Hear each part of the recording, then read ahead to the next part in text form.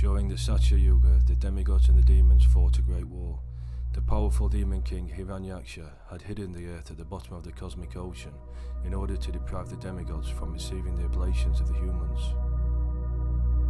At the behest of the demigods, the Supreme Personality of Godhead assumed the form of a giant boar, and with the aid of his proportionately sized snout, Lord Boar scooped the earth up, rescuing it from its watery prison. "Oh, you amphibious beast.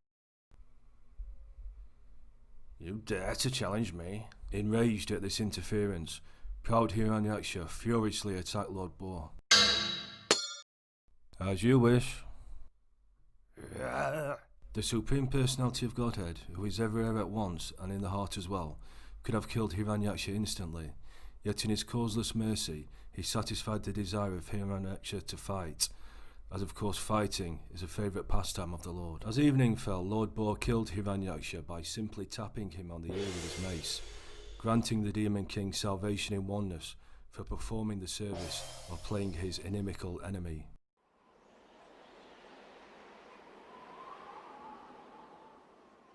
Hiranyaksha's twin brother, Hiranyakashipu, furious at the death of his brother, withdrew to the Himalayas, where he undertook severe austerities with the aim of gaining a boon from Lord Brahma. For 125 years, Hiranyakashipu stood on his toes with his arms outstretched. The intensity of Hiranyakashipu's austerities began to shake the heavenly planets, causing distress to the demigods. Om Namo Brahmadeva, Om Namo Brahmadeva, Om Namo Brahmadeva, Om Namo Brahmadeva. Keep stop, Lord! You must be stopped, Lord!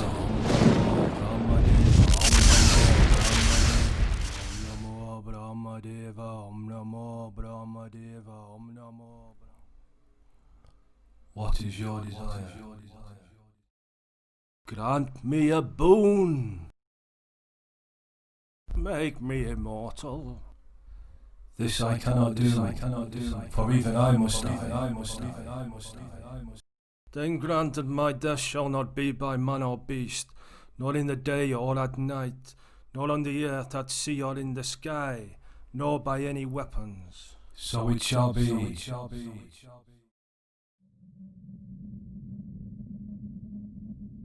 As the war with the demigods raged on, Hiranyakashipu grew in power through the use of brute force.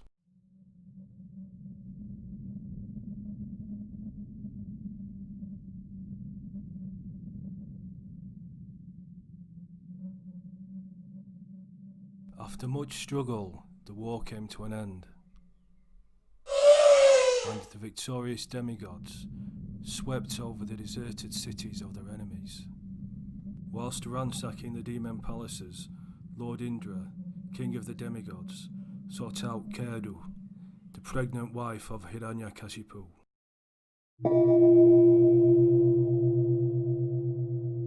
The demon army is defeated. Now you must come with me. I cannot. For I am with child.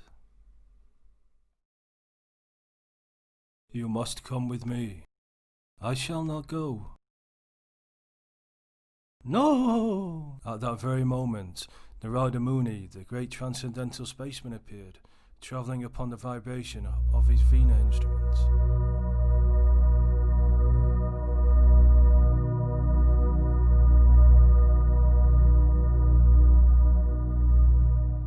Lord Indra, do not take Kedu, for she is chaste. It is not right. Oh, Narada, she is pregnant with the child of Hiranyakashipu. She has a snake in her belly. No, she is carrying a great soul within her womb. Do not try to kill him, Indra, nor in fact could you kill him, for he is a great devotee.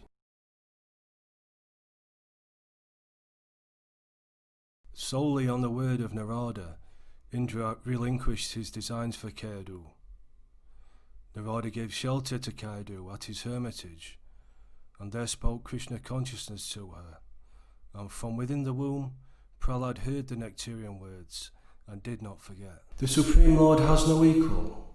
He is unlimited and may assume whatever form he desires, as befits the time, place, and circumstance of his appearance. Yet his form is always transcendental and never material. From the day he was born, Prahlad was surrounded by materialistic persons, obsessed with the illusion that the body is the self and the all in all.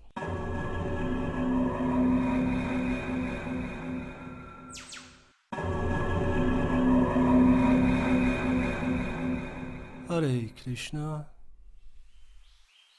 Such a strange child. Due to Lord Brahma's benediction, Prahlad's father, Hiranyakashipu, survived the war and returned to Kayadu and the demon kingdom.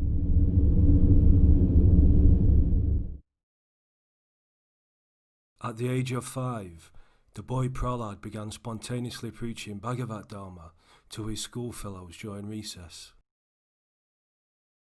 My dear atheist friends, now is the time to prosecute Krishna consciousness while we are still young. Listen, my fellow demons, we have to start now. I know you want sense gratification, but we have to start Krishna consciousness immediately, or we'll never get out of material entanglements. This material life will soon become too complicated, and we won't be able to get out. We'll be like silkworms trapped in our own cocoons. Let us play, Prahlad. We're still young. We can do Krishna consciousness when we get old. Yes, I know you want to play, but just listen for a moment. There's no need to try so hard for sense happiness. That happiness will come without any endeavour, according to whatever body you have. That arrangement is already made by nature, and will come of itself, just as misery will come. But there's a need to develop an understanding of what the dearmost thing in life is. Each of us is looking for his dearmost friend. That dearmost friend is the Supreme Lord, Krishna. He's in everyone's heart and he'll make us satisfied forever. We just chant his name, Hare Krishna, and we'll be linked with him, and he'll dictate to us how to come to him. Non-believers, just look. How long can you live? Say at most 100 years, and the first 20 years are all spent in playing ball and sporting. That's 20 years wasted with no spiritual development. Then during the middle 40 years, sex is very prominent, and those years are all spent in the pursuit of sex pleasure. Sex life begins when you meet a girl, and you think she's nice, and then, when there is sex, the root of attachment is made. Then when you have children, you must earn to support your family, and for all the work you are doing, you need some recognition, some prestige. So you must labour for that, and at the same time serve your family so that they can expand in wealth and material happiness. Under such circumstances, there's no chance of getting out of material death-bound existence. There is no time for finding out Vishnu, God, the dearmost thing in life. So calculate, 20 years in sporting, 40 years in sex life and married life. Then at the end of life, the last 20 years are feeble and invalid. Or even if a man has good health, he remains enamoured up to the last moment, playing fondly with his grandchildren and making no preparation for spiritual life. So where is the time for Krishna? If a man spends his life in this way, always attracted to the non-permanent, forgetful of his real self-interest, the eternal Vishnu within the heart, then, at the time of death, he will fall back amongst the struggling lower species of life and have to take another body as an animal. This is why, demon brothers, we have to take action in this youthful age while we are still unattached to such things. Only by cutting free from material consciousness of life can we realise who we are. I am not this body, I am eternal spirit soul. Come put your faith in the authority of Narada, and you can derive the same benefit as I have. Where did you get this excellent knowledge from? You're like us, only 5 years old, and like us you never leave the palace grounds. It's not possible for you to go and take instruction outside, and our teachers have never taught this. Where did you learn it? When Hiranyakashipu heard about Prahlad's preaching, he called his son's teacher before him. What have you been teaching my son?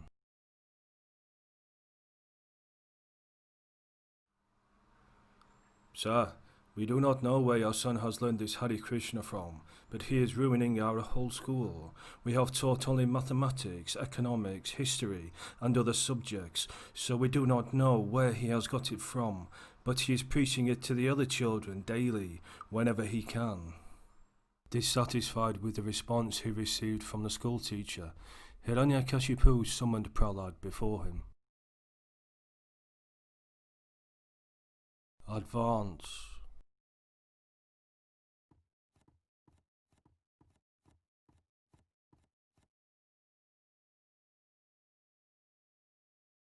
"Come here, son."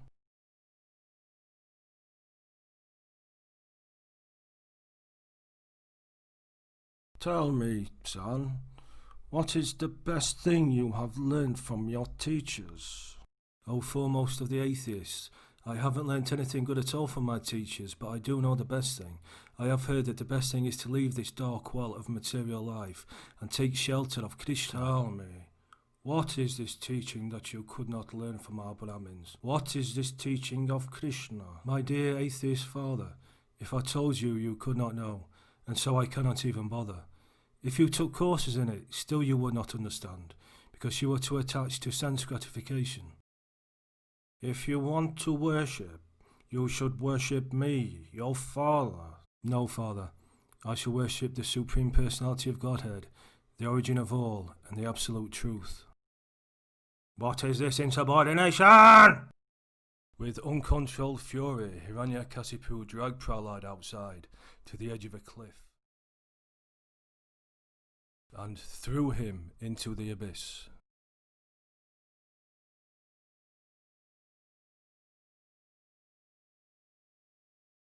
However, all-pervading Krishna caught hold of his devotee, saving him from the intended destruction. He set a great pot of water boiling and thrust the boy into it, but Prahlad was not hurt. He tried to freeze the boy in a snowstorm, and he tried to have him torn apart by the winds of a hurricane, but Prahlad was always protected under the shelter of the Lord's lotus feet. Obsessed Hiranyakashipu threw his son into a pit of snakes, but they did not harm him.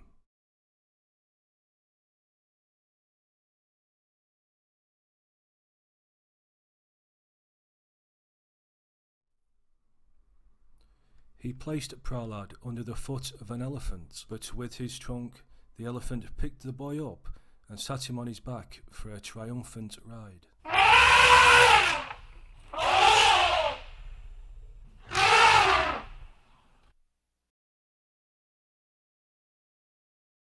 Hiranyakashipu forced Prahlad's mother Kayadu to put poison in his food, but the poison did not take effect. In a rage of frustration, Hiranyakashipu picked the boy up and smashed him into the floor as though to break him like a rock. Fixed in meditation upon the absolute truth, Sri Krishna, he remained unhurt. "Where did you get these supernatural powers from?" "The same place you did, from God." "God? What is God? Where is God?" "God is everywhere." "Everywhere? Is he in this pillar?"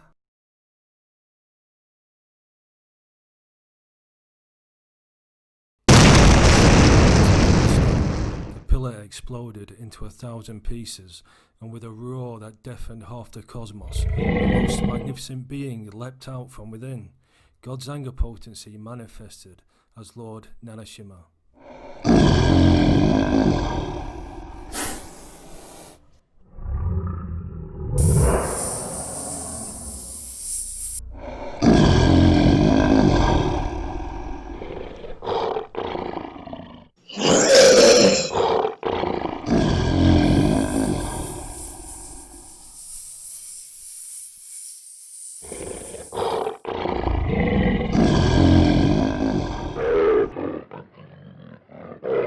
And terrible battle ensued. Narasimha fell upon Hiranyakashipu, who struck back with all the fury of his being, but he was as nothing against the boundless might of God.